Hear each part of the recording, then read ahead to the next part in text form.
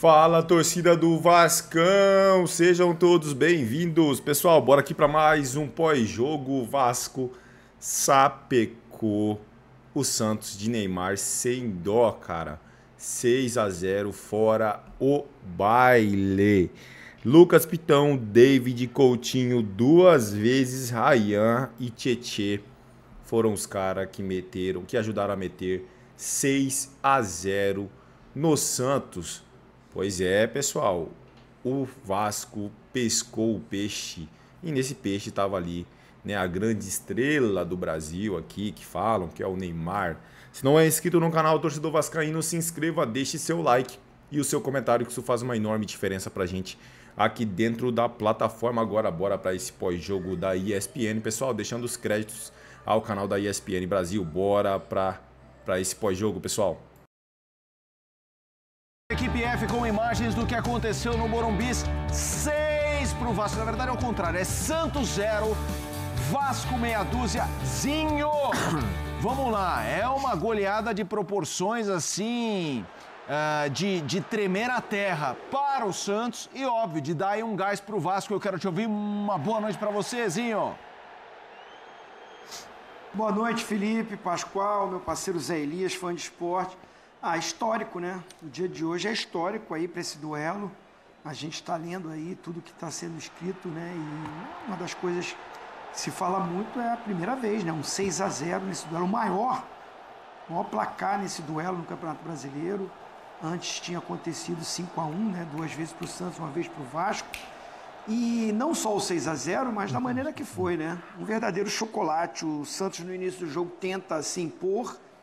Há uma festa da torcida, a torcida do Santos de parabéns, lotando o Morumbi, fazendo um mosaico do Pelé. Até na hora do protesto foram criativos, né, os torcedores do Santos. Mas foi lamentável a atuação do Santos, né? Chances que criaram, que foram poucas, desperdiçadas. Falta daquela qualidade final para tentar matar o jogo. E ao contrário do Vasco. O Vasco faz um jogo quase que perfeito, né? Uma porcentagem de acerto nas construções de jogada e na finalização de quase 80%. Então é um Vasco que, quando vai ao ataque, a gente vê aí o Ryan, essa aí foi bloqueada. Uma das grandes chances que aparece nos contra-ataques que foram armados com qualidade pela equipe do Vasco, passando muito pelo pé do Coutinho. Felipe Coutinho fez um jogaço. Um dos melhores, se não o melhor jogo dele na volta ao Vasco da Gama, comandando o meio campo, mas muito bem assessorado. Tietê faz grande jogo, Lucas Piton, que faz esse cruzamento aí, dá um passe, né? Ele dá um passe para esse golaço do David, sem o artilheiro do time, hein? Sem o Verratti, que o Pascoal tanto gosta e eu também. O Vasco constrói uma goleada com muita qualidade, com muita troca de passe, muito do estilo do Fernando Diniz, realmente. E esse garoto aí eu gostaria de destacar muito, hein? O Ryan. Que joia, que talento, velocidade, força, habilidade, drible, né? Muito lúcido para desenvolver a jogada, para criar as jogadas. É um Vasco que vinha jogando bem, mas não tinha bons resultados, né? Jogava até de igual para igual contra os adversários. Fazia jogos assim que a gente agora vai, aí vinha a pressão, vinha a cobrança, o resultado não acontecia. E hoje deu tudo certo, porque é um time que está bem ajustadinho, pelo menos no jogo de hoje a gente viu isso, modelo de jogo do Fernando Diniz, que quando encaixa é bonito de ver, E foi um chocolate, né? Me desculpe aí o Gustavo Lima, o cantor, foi um tchê-tchererê, tchê-tchê-tchererê, tchê-tchê, foi um baile, uma dança. O Tietê entrou como quis, cavadinha, o Felipe Coutinho entra como quer, e aí, ó, só golaço, assim, dá para escolher qual foi o gol mais bonito. Se a gente for fazer aquela escolha da rodada do gol mais bonito, tem os 3 do Vasco, no mínimo, que entra para isso, e uma decepção, o time do Santos. O Kleber provavelmente não deve continuar, porque também, junto com a equipe, também foi muito mal. Não mexeu no time quando tinha que mexer, principalmente logo no intervalo. O time tomando um passeio, não conseguindo criar. Ele não mexe, volta. E nessa volta, no segundo tempo, toma 3, 4 gols. Aí acabou o jogo, né? Acabou o jogo. Vamos lá. Zé Elias, boa noite. Sim. Você estava aqui, assim, tenso. Falou, Eu? cara, Tenso? tenso de falar assim, não é possível. Como ex-jogador, de decepção, falar, como o que é isso? E, ao mesmo tempo, parabéns pro Vasco, né? Assim, mérito do Vasco. Mas a gente sabe que esse tipo de jogo vai ter uma dinâmica que é aquela coisa da exceção da exceção. Existe ali os alinhamentos ou o desalinhamento dos astros e a coisa vai empenando. Quero te ouvir sobre esse 6-0. Boa noite. Boa noite. Filho da dona Maria Helena, Opa. boa noite, Pascoal, boa noite, vovozinho, boa noite a todos que estão nos assistindo. Boa noite, Zé. Aí você tem que colocar na conta do treinador. Porque, assim, há algum tempo eu venho falando aqui que o grande problema do Santos, do meio para frente estão bons jogadores, mas ele precisaria encontrar o equilíbrio para dar a sustentação para esse time jogar. Então, assim, quando você joga com Neymar, Tiquinho e Guilherme, com a bola são bons jogadores, desde que deixem jogar. O time do Vasco não fez essa bola chegar nos pés deles, foram poucas vezes, né? E aí, quando o time do Vasco recupera essa bola, o time do Santos joga com 3 a menos. Porque nenhum dos 3 entraram em campo nessa fase defensiva, na fase sem a bola, na fase de participação, na fase de intensidade de jogo, nada. O Neymar andou o jogo inteiro, só joga com a bola no pé. O Guilherme voltou um pouquinho para tentar ajudar na marcação, para compensar o Neymar, mas não é jogador de marcação. O Tiquinho, não sei o que está acontecendo com o Tiquinho, mas o Tiquinho não consegue jogar, não consegue ser participativo no jogo. O time do Santos tinha o Bom Tempo e o Zé Rafael. O Zé Rafael como primeiro volante. Há muito tempo o Zé Rafael não joga de primeiro volante, tem dificuldades. Ele não é mais aquele jogador que era do Palmeiras, de pegar a bola, participar, sair pro jogo. Nem do Bahia. Nem do Bahia. Até porque ele não consegue, nem deve fazer isso, porque se ele sair pro jogo, não vai ter ninguém para marcar. O Santos vai ficar com -1, né? Com mais um de fora do jogo, participando, e -1 na defesa. Até eu estava assistindo o jogo lá na redação, eu estava vendo os gols, né, do Tietê, do Coutinho, foram muito parecidos, né? E eu estava conversando com o Dimas, e falei para ele, Dimas, olha, presta atenção, o time do Vasco entra jogando com 4 jogadores que participaram da jogada, o time do Santos se defende com 4, um de cada lado, todo mundo perdido, né? E assim, sem participação nenhuma, é um time mal treinado. O Clebinho precisa entender o time que você vai jogar, precisa entender a estratégia, precisa saber e preparar o seu time, né, para aquilo que vai acontecer. Nós estávamos falando aqui na sexta-feira desse embate. Como vai ser? Olha, o time do Vasco vai pressionar, o time do Santos vai dar o chutão, vai tentar jogar, né, Pascoal, que a gente estava falando. Só que aconteceu, o time do Vasco usou da seguinte estratégia, sem a bola, Coutinho e no Andrade faziam uma marcação-pressão em cima dos zagueiros. Por dentro. Aí você tinha o Ryan por fora aqui pelo lado direito e o David pelo lado esquerdo. Quando o time do Vasco recuperava essa bola, tanto o Ryan como o David entravam por dentro e o Coutinho e o Nuno saíam para participar. Quem foi no Morumbi para assistir o Neymar, viu o Coutinho jogando. O que o Coutinho jogou hoje, pega a bola, toca para lá, toca para cá, participa do jogo, chega no ataque, distribui. Tá difícil, vou lá no meio campo, pego essa bola e distribuo o jogo pro Piton, distribuo pro lateral Pedro Henrique. E cadê o Nuno? Vem cá, Nuno, vamos fazer 1-2 aqui. Foi uma aula de futebol do Felipe Coutinho. De inteligência, de simplicidade, de entendimento na sua importância dentro do mecanismo do jogo. Porque praticamente todos os lances saíam dos pés dele e ele procurava o jogo para fazer o jogo do Vasco.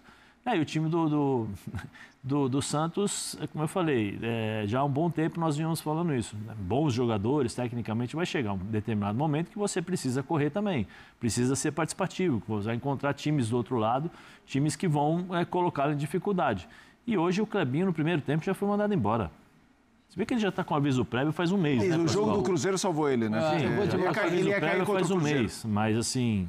E uma outra cena, não consigo, eu vou ter que falar porque eu não vou aguentar até o final. Você perde 6-0, não, é brio, sai chorando, o que o Neymar fez depois do jogo. Se eu pego 6-0, você dá uma bica eu na saio placa. Quebrando tudo, eu saio xingando todo mundo, brigando, pé da vida, entendeu? Sai chorando. Sério.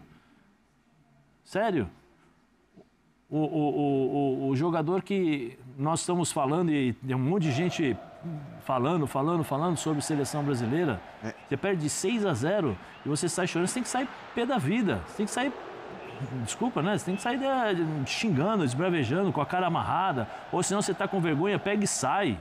Sai do jogo, sai rápido. Entendeu? Não fica dando... Pô, sabe? Isso aí... Assim, eu não vou nem falar o que minha filha mandou aqui, mostrei pro Dimas. Porque assim, não é possível. Não é possível que nós estamos esperando esse tipo de situação ou esse tipo de comportamento. Não pode. Não pode. E aí mostra o que é o Santos nesse sentido. Quando precisa ter uma liderança dentro de campo, não tem. Porque a liderança pensa exclusivamente nele. Pensa exclusivamente nele. Não pode ser assim. Não pode. Não pode. O time do Santos joga para o Neymar jogar, mas o Neymar está jogando para o Santos?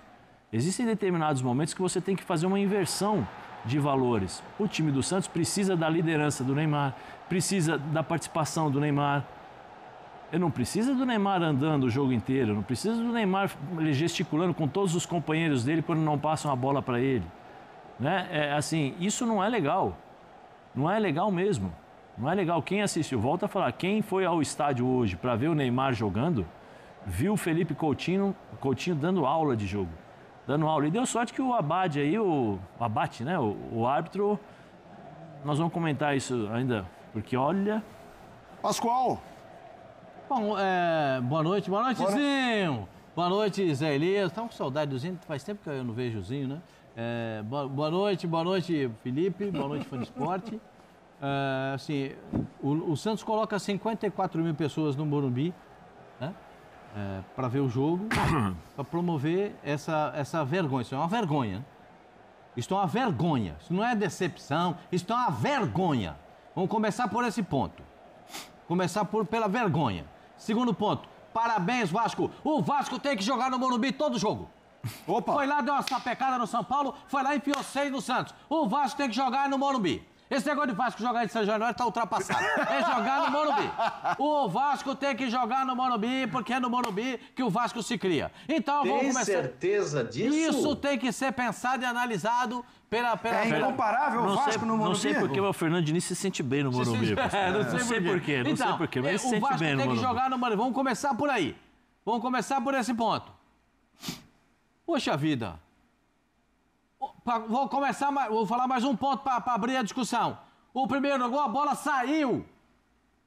Eu não preciso de Atari para ver que a bola saiu. Vocês estão entendendo? O primeiro gol foi irregular. A bola estava fora de campo. Não porque tomou 6 que eu não vou falar. Não é porque tomou 6. Ah, mas vai fazer alguma diferença? Claro que faz. 1-0 a bola está fora do campo e saiu o gol. O gol foi irregular. Agora, com todo respeito, o Kleber já tinha sido demitido há um mês atrás, né, gente? Sim. Só faltaram anunciar a data que ele ia cair. Você sabe que eu tenho conhecido que quando o Santos ganhou do Cruzeiro semana passada... Quer chorar? Eu ia falar outra coisa aqui, mas não pode, né? Quer chorar? Né? Fica em casa, Neymar. Tá brabinho? Fica em casa. A verdade é que o Felipe Coutinho ofuscou o Neymar, né? Para quem não se lembra, todo mundo se lembra, na verdade, né? Mas vamos falar aqui, jogaram junto aí a Copa de 2018, Coutinho voando no Liverpool, arrebentando, tinha talento pra caramba. Aí foi pro Barcelona, foi ofuscado. Neymar também foi pro PSG, jogou até bem algumas temporadas, mas, né, perdeu ali o brilho.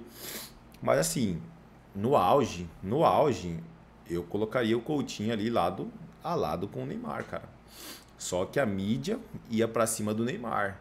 Mas o Coutinho jogava muita bola, cara. E hoje, Coutinho literalmente ofuscou o Neymar. Não só pelos 2 gols, cara. Não só pelos 2 gols na partida, mas também pelo que ele fez dentro de campo, cara. Distribuindo, dando, né, comandando o meio de campo do Vasco. Cara, o Vasco tinha que jogar no Morumbi todo dia.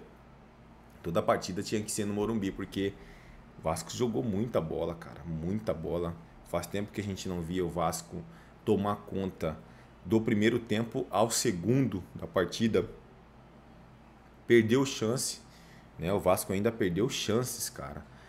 Pessoal, se inscreva no canal, deixe seu like e o seu comentário, que isso faz uma enorme diferença pra gente aqui dentro da plataforma. Não se esqueça, torcedor do Vascão, deixe seu like e o seu comentário, que isso faz uma enorme diferença pra gente aqui dentro da plataforma. Pessoal, ative o sininho das notificações, vou postar mais conteúdo aqui sobre esta grande vitória do Vascão.